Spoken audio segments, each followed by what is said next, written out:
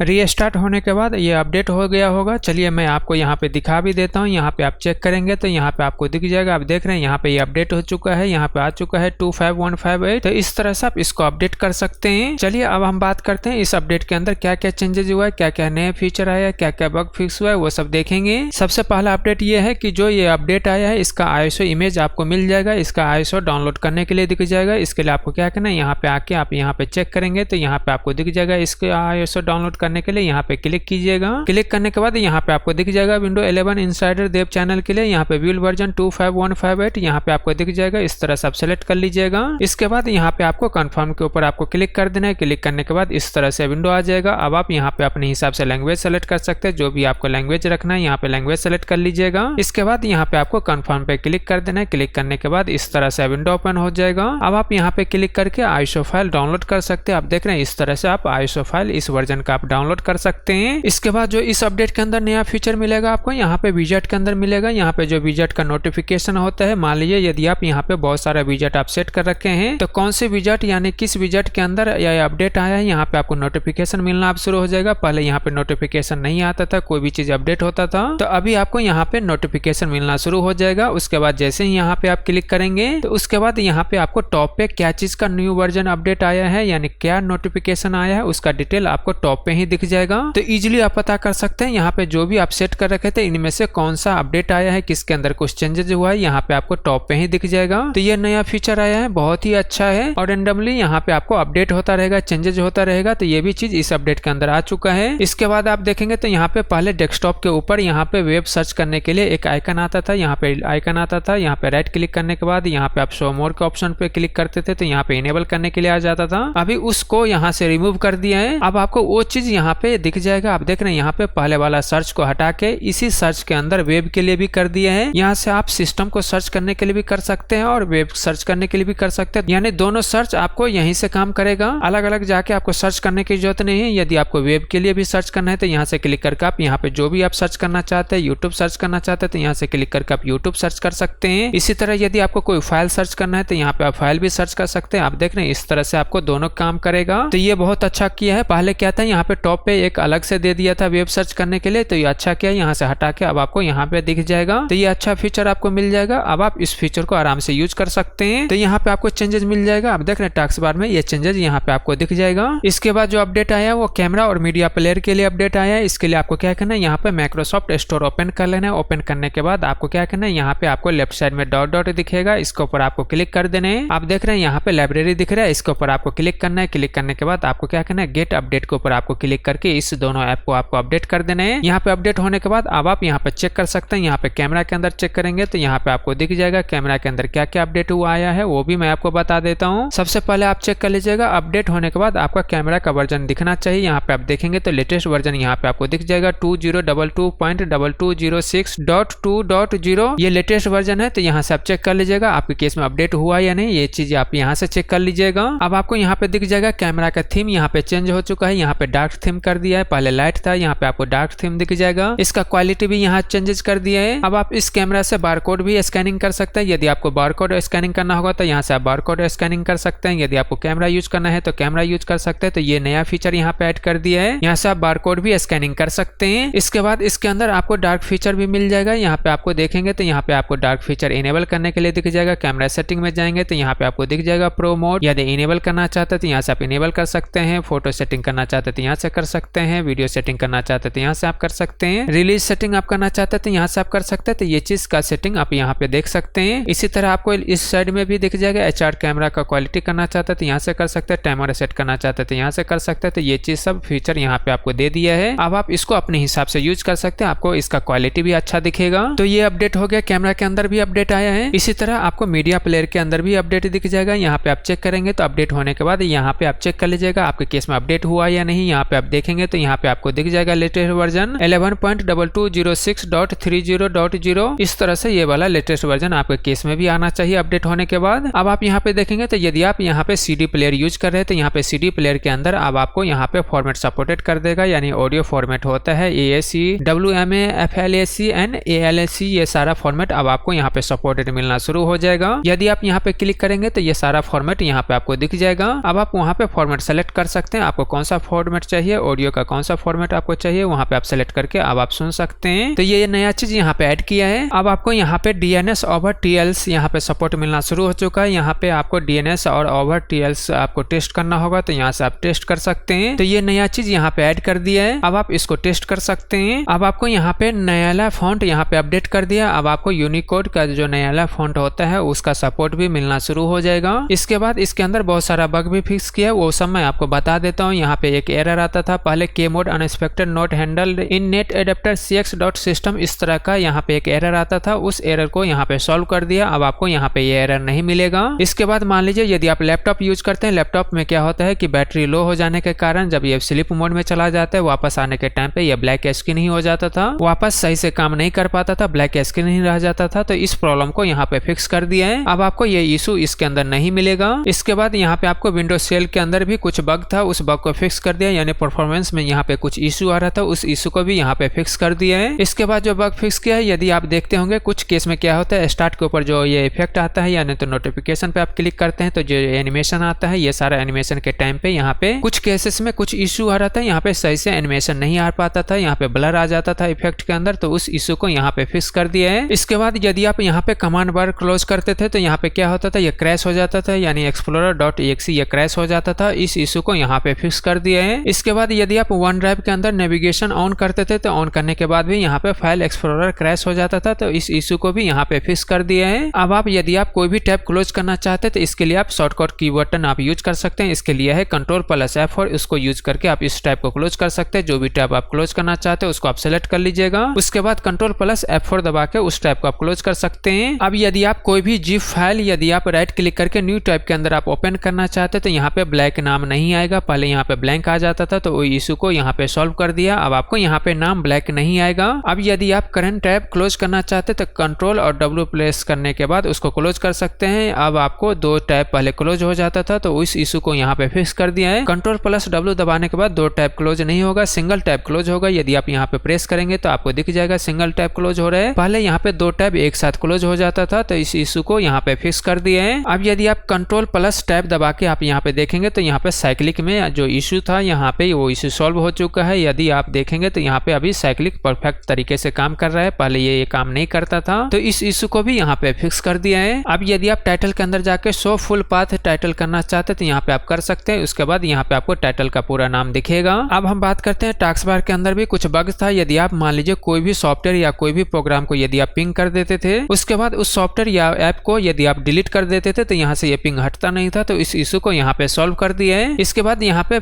explorer.exe crash होने का issue था, तो उस इशू को भी यहाँ पे फिक्स कर दिया है। अब आप यहाँ पे स्टार्ट पे Ctrl+Shift+राइट एरो क्लिक करके पीनेट प्रोग्राम को आप मूव कर सकते हैं, पीनेट जो फोल्डर होता है उसको आप मूव कर सकते हैं। उसके बाद यहाँ पे स्टार्ट होने के टाइम पे कुछ टाइम पे ये क्रैश हो जाता था, इस इशू को भी यहाँ पे फिक्स कर दिया है। और इसके बाद नरेटो यहाँ पे सही से काम नहीं करता था, तो नरेटो वाला जो इशू था यहाँ पे वो इशू को भी फिक्स कर दिया है। उसके बाद यदि आप यहाँ पे सर्च पे जाकर पावर मोड का यहाँ पे आप सर्च करने की कोशिश करते थे, यहाँ पे पावर मोड इस तरह से आप सर्च करते थे तो यहाँ पे कुछ इशू आ रहा था, तो इस इशू को भी यहाँ पे सॉल्व कर दिया है। सर्च में कुछ यहाँ पे इशू था, तो सर्चिंग का जो इशू था उस इशू को भी यहाँ पे सॉल्व कर दिया है। इसके बाद जो आपको चेंजेस मिलेगा यहाँ पे आप देखेंगे तो नेटवर्क इंटरनेट सेटिंग दिखेगा, इसके ऊपर आप क्लिक कीजिएगा। इसके बाद एडवांस नेटवर्क सेटिंग दिख जाएगा, इसके ऊपर आप क्लिक कीजिएगा। इसके बाद आप देखेंगे तो यहाँ पे आपको दिख जाएगा डाटा यूजेज, इसके ऊपर आप क्लिक कीजिएगा। क्लिक करने के बाद अब आप यहाँ पे देखेंगे तो यहाँ पे एक नया टैब ऐड कर दिया है। यहाँ पे देखेंगे तो सिस्टम एंड विंडो अपडेट के लिए कितना डाटा यूजेज हुआ है, इसको यहाँ पे ऐड कर दिया है। अब आप इजीली पता कर सकते हैं आपके केस में विंडो अपडेट के लिए कितना डाटा यूज हुआ है, यहाँ पे आप इजीली चेक कर सकते हैं। तो ये बहुत ही अच्छा काम हुआ है, पहले पता नहीं चलता था विंडो अपडेट के अंदर कितना डाटा यूज हुआ है, तो यहाँ से आप चेक कर सकते हैं आपके केस में विंडो अपडेट के लिए कितना डाटा यूज हुआ है, यहाँ से इजीली आप पता कर सकते हैं। इसके बाद यहाँ पे लिस्टिंग टू डिवाइस ऑप्शन के अंदर यहाँ पे ऑडियो का कुछ स्टॉप वर्किंग का इशू आता था, यदि आप रिबूट करने पड़ता था तो वो इशू को यहाँ पे सॉल्व कर दिए है। इसके बाद यदि आप ब्लूटूथ एंड डिवाइस के अंदर प्रिंटर स्कैनर के अंदर आप यहाँ पे आते थे तो यहाँ पे आने के बाद कुछ टाइम के बाद यहाँ पे क्रैश हो जाता था कुछ लोगों को, तो इस इशू को यहाँ पे फिक्स कर दिया है। इसके बाद जो चेंजेस किया है यहाँ पे आप देखेंगे तो इसके अंदर आने के बाद यहाँ पे allow Bluetooth device to find PC इस तरह का यहाँ पे जो ऑप्शन आता है यहाँ पे नहीं दिखता है कुछ टाइम के केसेस में, तो जो इशू था उस इशू को यहाँ पे सॉल्व कर दिया है। इसके बाद यदि आप यहाँ पे क्विक सेटिंग करने के लिए यहाँ पे सर्च करते थे तो यहाँ पे कुछ केस में यहाँ पे क्रैशेस हो जाता था, खासकर जो ARM64 का पीसी है उसके अंदर, तो इस इशू को यहाँ पे फिक्स कर दिया है। इसके बाद यहाँ पे जो वाईफाई का पासवर्ड करने के लिए जो बॉक्स आता है वो यहाँ पे डिसअपियर हो जाता था, था, तो इस इशू को यहाँ पे फिक्स कर दिया है। यानी तो आप यहाँ पे क्लिक करते थे, यहाँ पे जो बॉक्स आता है वाईफाई कनेक्ट करने के लिए, तो उस इशू को यहाँ पे सोल्व कर दिया है। वो अपीयर हो जाता था यानी डिसअपीयर हो जाता था, तो उस इशू को यहाँ पे फिक्स कर दिया है। इसके बाद जो माइक्रोसॉफ्ट एजेस का जो प्रोसेस होता है यहाँ पे परफॉर्मेंस के अंदर यहाँ पे सही से नहीं दिखता था, तो इस इशू को यहाँ पे सोल्व कर दिया। यदि आप यहाँ पे क्लिक करके देखते थे तो इसका जो चाइल्ड वर्जन होता है यानी जो इसके नीचे वाला ये सब पार्ट आता है, ये सही से नहीं आता था पहले, तो इस इशू को यहाँ पे फिक्स कर दिया है। इसके बाद और भी बहुत सारा बग फिक्स किया है। यदि आप वो देखना चाहते हैं तो यहाँ से क्लिक करके आप देख सकते हैं। यहाँ पे आपको अपडेट दिख जाएगा, यहाँ से आप देखेंगे तो यहाँ पे सारा नोट आपको दिख जाएगा, यहाँ से आप नोट पढ़ सकते हैं। यहाँ पे आपको बहुत सारा चीज दिख जाएगा। इसके अंदर बहुत सारा बग फिक्स किया है। इसमें बहुत ही मोटा बग फिक्स हुआ है, बहुत सारा बग फिक्स हुआ है, अच्छा बग फिक्स हुआ है। तो अब आप इसको अपने हिसाब से अपडेट कर लीजिएगा, अपडेट करके इसको चेक कर सकते हैं। पहले से बहुत ही अच्छा परफॉर्मेंस भी मिलेगा, तो इसको जरूर आप अपडेट कर लीजिएगा। और प्लीज गाइस चैनल को सब्सक्राइब करें, लाइक करें, शेयर करें। Thank you.